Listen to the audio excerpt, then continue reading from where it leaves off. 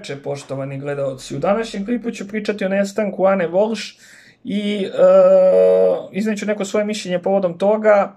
Ono što želim da kažem je da bi voleo da je nađu živu i zdravu, ali smatram da će ishod biti drugačiji. Evo iz kog razloga. Postoje više pretpostavki, odnosno pokazatelja koji možda dokazuju da je izvršeno teško krivično delo ubistva nad Anom Volš, to jest da je ona možda ubijena. Evo koji su pokazatelji. Prvi pokazatelj je da njen muž se smeje prilikom hapšenja. Znači, to je odraz sociopate i psihopate i generalno oni tako kad im dođe policija, oni se smeju, misle u sebi nema tela, nema dela, jači sam od vas, ne možete mi ništa, izaći ću na slobodu. To je, znači, prvi pokazatelj da tu nešto nije u redu, čim se on smeje. Drugi pokazatelj da nešto nije u redu je da je on čekao 3 dana da prijavi nestanak svoje supruge. Znači ona je nestala 1. januara, a on je 4. januara prijavio nestanak kao i njena firma. Ona je 4. trebala da se pojavi na poslu, a 1. da poleti iz Bostona, elitnog predgrađa gde su živeli, i da 4. dođe na posao. Radila je u agenciji za nekretnine i bila je jako uspešna i trebala je da dođe na posao. Agencija je to odmah prijavila kad su videli da je nema na poslu, a on je čekao 3 dana da prijavi nestanak svoje supruge. Znači, to je drugi pokazatelj. Treći pokazatelj je da mu je policija našla krvavi nož u podrumu i ljudsko tkivo. To je treći pokazatelj da tu nešto nije u redu. Četvrti pokazatelj je da kamere nisu zabeležile izlazak Ane Volš iz kuće, niti uopšte njen odlazak na aerodrom, nije se pojavila ni na aerodromu tog 1. januara. Peti pokazatelj je da on 2. januara otišao da kupi sredstva za čišćenje, za hemijsko čišćenje u iznosu od $450. Znači, ona sredstva, jaka sredstva, i to je kupio za $450. Znači, što je enormna količina tih sredstava. Nikom nije jasno zašto neko kupuje toliko sredstava za jednu običnu kuću. Znači, to je peti pokazatelj da tu nešto nije u redu.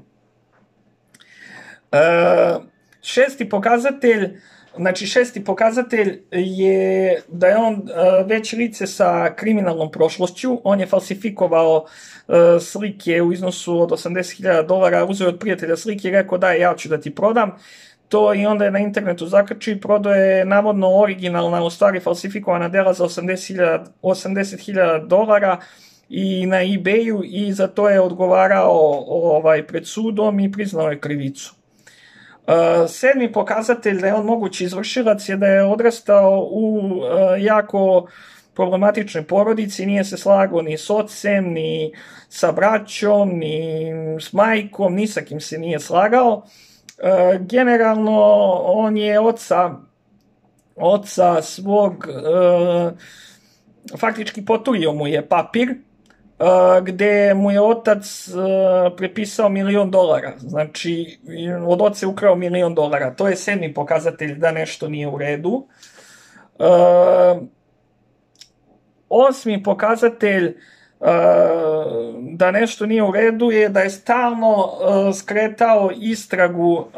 ometao istragu policiji, te da je otišao da kupi sladoled, a u stvari je otišao da kupi ta sredstva za čišćenje od $450 i ne znam, sve i svašta. To je osmi pokazatelj. I deveti pokazatelj, neću reći deveti pokazatelj, nego ono što ja mislim da je osnovni motiv ovog zločina. Znači, osnovni motiv ovog zločina smatram da je ljubomora, i to bolesna ljubomora, i da on nije mogao da podnese da je ona na poslu napredovala i da je ona toliko dugo odvojena od njega dok je on bio sa sinovima. To mislim da je osnovni razlog ovog zločina i da će on na kraju se tako izjasniti, da je postao jednostavno bolesno ljubomoran, a očigledno je da je krio svoju sociopatsku i psihopatsku ličnost. A opet kažem, niko ne zna kako je njima bilo u 4 zida, to samo oni znaju. Život na Instagramu i na društvenim mrežama je jedno, a život u kući je drugo. S obzirom da sve ovo što sam izneo, hoću da kažem da sam izneo samo svoje mišljenje, da dok istraga nije gotova nemamo pravo da sudimo, što kažu u Bibliji, ne sudi da ti ne bude suđeno,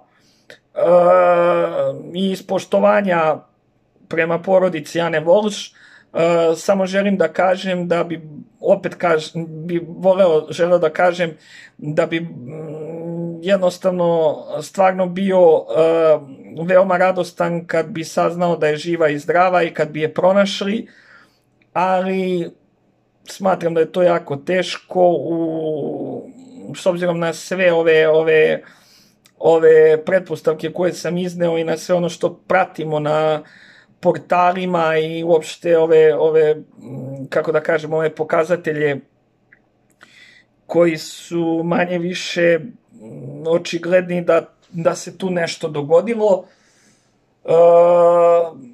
I smatram da, znači, opet kažem da je tu njegova bolesna, monstruozna ljubomora dovela do toga da on izvrši krivično delo ubistva. Ne mogu da shvatim takve monstrume koji Bog im da ženu i prelepu ženu, uspešnu ženu, ženu koja je i u kući i na poslu veoma vredna, požrtvovana, pritom lepa, koja mu izrodi 3 dece i on je ubije zbog ne znam čega, mislim. Koliko ljudi mogu da budu bolesni, znači to je strašno. Koliko ljudi mogu da budu beskrupulozni, bolesni, monstruozni, ali opet kažem, vidjet ćemo, istraga će pokazati i to je to. Eto, pozdrav.